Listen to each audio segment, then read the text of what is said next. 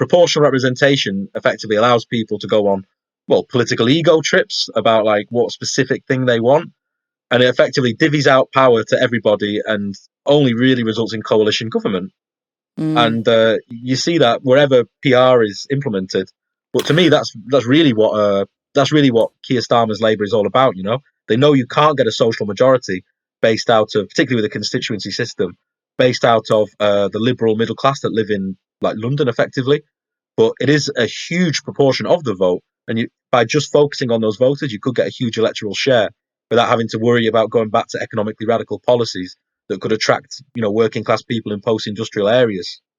Yeah, it's funny because you see a similar response by the Democrats in America to Donald Trump's election, where suddenly they say, well, it's kind of these like technocratic one weird trick fixes as opposed to actually doing politics. So they say, okay, we're going to get rid of the electoral college so that now, because Hillary Clinton, she could drive up the votes in big cities, right?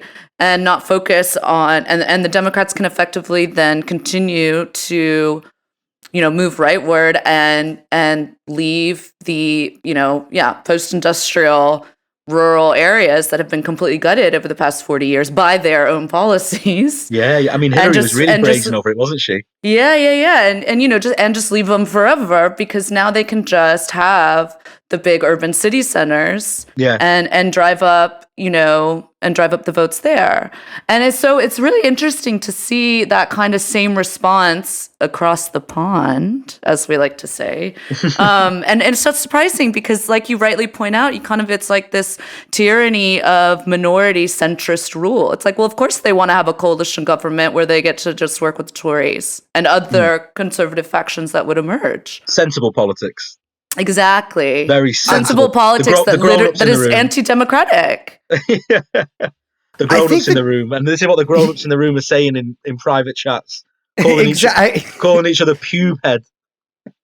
That's not even, I don't even, I mean, maybe it's a reference to a haircut, but it seems a little immature to me.